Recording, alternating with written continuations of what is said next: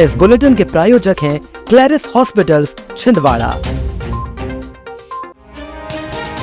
Collector Shilendra Singh ने गुरुवार को निर्माण कार्यों की समीक्षा बैठक ली। बैठक 2 सत्रों में आयोजित की गई। पहले सत्र में सड़क निर्माण से जुड़े विभागों जैसे लोक निर्माण, सेतु निर्माण, पीएम ग्राम सड़क योजना आदि के प्रगतिरत कार्यों की समीक्षा हुई। दूसरे सत्र में भवन व अन्य निर्माण कार्यों के लिए जल निगम, पीआईयू, हाउसिंग बोर्ड, स्वास्थ्य विभाग और अन्य विभागों की प्रगति पर चर्चा हुई। कलेक्टर ने सख्त लहजे में समझाते हुए सभी कार्य गुणवत्ता के साथ समय सीमा में पूरा करने के सख्त निर्देश दिए। विलंबित कार्यों के लिए लापरवाह ठेकेदारों को टर्मिनेट और ब्लैकलिस्ट करने के आदेश दिए गए हैं। मुख्यमंत्री तीर्थ दर्शन योजना के तहत गुरुवार को छिंदवाड़ा से 200 श्रद्धालुओं की रामेश्वरम यात्रा के लिए ट्रेन को सांसद विवेक बंटी साहू ने हरी झंडी दिखाकर रवाना किया। छिंदवाड़ा रेलवे स्टेशन पर सांसद ने बोगियों में जाकर यात्रियों को पुष्पहारों से स्वागत किया और सुखद यात्रा की शुभकामनाएं की। तीर्थ यात्रा में छिंदवाड़ा और पांडुर्ना के श्रद्धालु शामिल हैं। इस अवसर पर रेल मंडल अध्यक्ष सौरभ ठाकुर और अन्य जनप्रतिनिधि उपस्थित थे। सांसद ने मुख्यमंत्री की इस योजना की प्रशंसा करते हुए कहा कि प्रदेश में वरिष्ठ जनों को निःशुल्क तीर्थ यात्रा कराने वाला ये पहला राज्य है। निगमायुक्त चंद्र प्रकाश राय के निर्देशन में गुरुवार को शहर के वार्ड क्रमांक 1, 3, 11, 23, 39 एवं 20 में वसूली शिविर आयोजित कुल 16,25,108 रुपए की वसूली की गई। इसमें संपत्ति कर, जल कर और दुकान किराया शामिल है। शिविर में 9 नल कनेक्शन काटे गए हैं। टैक्स का भुगतान ऑनलाइन माध्यमों की सुविधा बनाई गई है। नगर निगम ने सभी शहरवासियों से अपील की है कि वे अपने बकाया कर का भुगतान समय पर करें, अन्यथा कुर्की और नल कनेक्शन विच्छेदन जैसी कार्रवाई की जाएगी। ये शिविर 18 जनवरी तक जारी रहेंगे। नगर निगम ने शहर के विकास के करदाता नागरिकों से समर्थन मांगा है। नगर निगम सभाकक्ष में गुरुवार को महापौर विक्रम आहाके और आयुक्त चंद्र प्रकाश रॉय ने निगम द्वारा जारी निर्माण कार्यों और सीएम हेल्पलाइन के लंबित प्रकरणों की समीक्षा बैठक ली। बैठक में सांसद विधायक निधि और सीएम इंफ्रा के तहत हो रहे निर्माण कार्यों को समय सीमा में पूरा करने के निर्देश दिए गए। जन्म मृत्यु प्रमाण पत्र के लंबित आवेदनों को 7 दिन में निपटाने और संजीवनी क्लिनिक के निर्माण को शीघ्र हैंडओवर करने के आदेश दिए गए हैं। जल प्रदाय विभाग को अवैध जल कनेक्शनों की जांच करने के निर्देश मिले हैं। बैठक में कार्यपालन यंत्री सहित अन्य अधिकारी मौजूद रहे। पुलिस प्रशासन ने बीते 48 घंटों के अथक प्रयासों के बाद खुनाजिर खुर्द में कुएं में धंसे 3 मजदूरों के शव निकाल लिए हैं। पुलिस द्वारा मजदूरों के शव को जिला अस्पताल पीएम के लिए भेजा गया है, जिसके बाद उन्हें उनके गृहग्राम बुधनी रवाना किया जाएगा। बता दें कि मंगलवार दोपहर के समय कुएं की खुदाई कर रहे 3 मजदूर मलबे में दब गए थे। उसके बाद प्रशासन एनडीआरएफ की टीम ने लगातार मजदूरों को निकालने के लिए रेस्क्यू किया, लेकिन अथक प्रयासों के बावजूद तीनों मजदूर बुधवार सुबह तड़प कर मौत के काल में समाहित हो गए। हालांकि सीएम मोहन यादव ने मृतकों के परिजनों को 4-4 लाख रुपए देने की घोषणा की है। इस घटना के बाद मृतकों के परिवार में मातम पसर गया है। विश्वविख्यात आध्यात्मिका वक्ता बीके शिवानी 4 फरवरी को शहर के दशहरा मैदान में सुबह 7 से 9 बजे तक खुशियों की स्वर्णिम सुप्रभात कार्यक्रम में प्रेरक उद्बोधन देगी। इस आयोजन की तैयारियां प्रजापिता ब्रह्म कुमारी ईश्वरीय विश्वविद्यालय द्वारा की जा रही हैं। महाकौशल प्रभारी भावना बहन ने इसे जिले वासियों के लिए आध्यात्मिक उन्नति का सुनहरा अवसर बताया। कार्यक्रम में अन्य प्रदेशों के संस्था संचालक भी मौजूद रहे। सांसद विवेक बंटी साहू ने भी सभी से इस कार्यक्रम में शामिल होने का आग्रह किया है। बीके शिवानी यहां से सिवनी और बालाघाट में भी कार्यक्रम करेंगी। मरीजों में, डिप्रेशन के मरीजों में 30% हमारे भारत में। अब दवाइयाँ, मेडिसिन से कितने ठीक होते हैं, कितने नहीं होते हम सब लोग जानते हैं, लेकिन इन डिप्रेशन और जैसे जो आज समाज में कुरीतियाँ आ रही है, तो उससे बाहर निकलना है तो कहीं ना कहीं अपने धर्म और अपने अध्यात्म की ओर हम सबको फिर से मुड़ना पड़ेगा। और यहाँ हम आज बैठे हैं, यहाँ हजारों की संख्या में लोग आकर के योग करके यहाँ के कार्यक्रमों में शामिल होकर के और यहाँ जो सिखाया जाता है, जो बताया जाता है, तो आज अपना जीवन बहुत अच्छे से यापन कर रहे हैं। तो छिंदवाड़े के लिए बड़ी उपलब्धि है और इसको हमने लंबे समय से, जैसा दीदी ने कहा कि लंबे समय से आमंत्रित कर रहे थे, लेकिन सौभाग्य अब हमको मिल रहा है कि आ रही है और कम समय के लिए आ रही है। सिर्फ 2 घंटे का उनका मार्गदर्शन रहेगा। तो आप लोगों के माध्यम से, अपने प्रिंट मीडिया के माध्यम से, इलेक्ट्रॉनिक मीडिया के माध्यम से जितना हम लोग प्रचार कर सकते हैं प्रचार करें।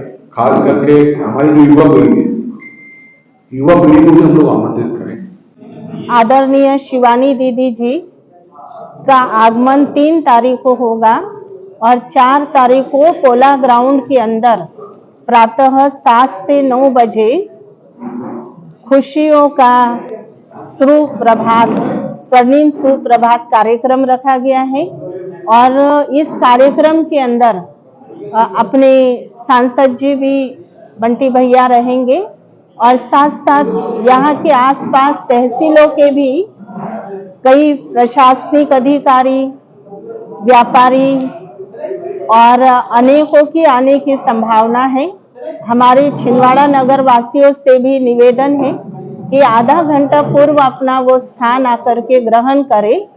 ऐसी आध्यात्मिक ऊर्जावान हस्ती हमारे बीच आ रही है जिसका लाभ सभी अवश्य लें।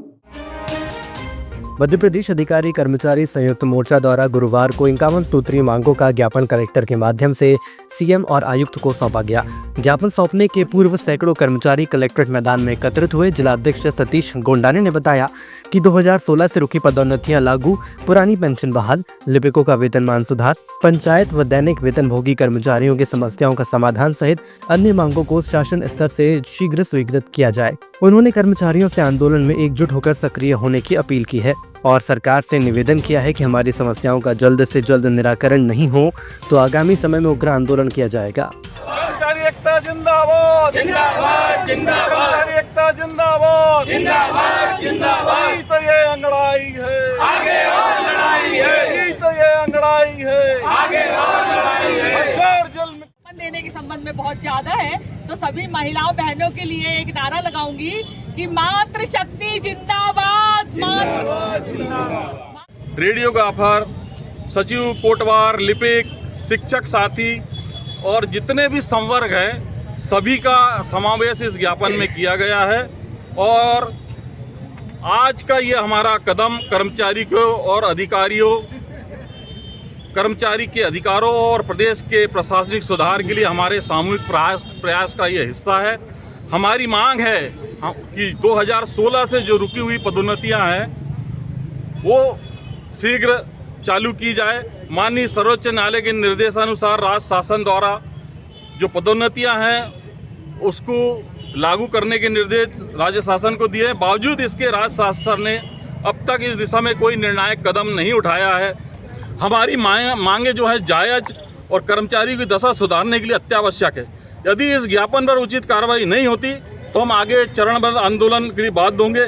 हमें उम्मीद है कि सरकार हमारी बातें सुनेगी और प्रदेश के लाखों कर्मचारियों की जो उनकी मांगे हैं उनके लिए न्याय प्रदान करेगी।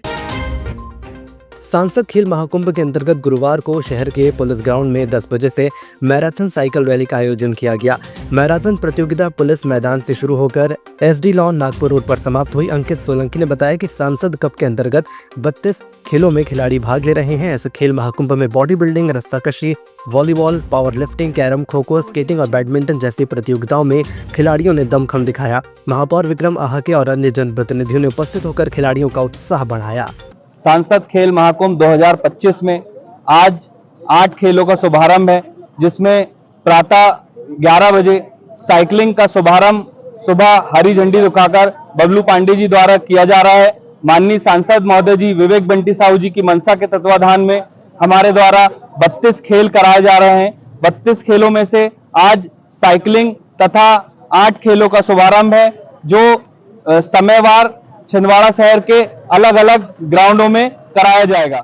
आज सांसद खेल महाकुंभ में साइकिलिंग का आयोजन है। इसमें सीनियर, जूनियर और सभी वर्ग के बच्चे हमारे बीच में हैं और आज के मुख्य अतिथि हमारे बबलू पांडे जी समाज सेवी हमारे बीच में उपस्थित है और हम कुछ ही देर में ये साइकिल प्रतियोगिता चालू करने जा रहे हैं।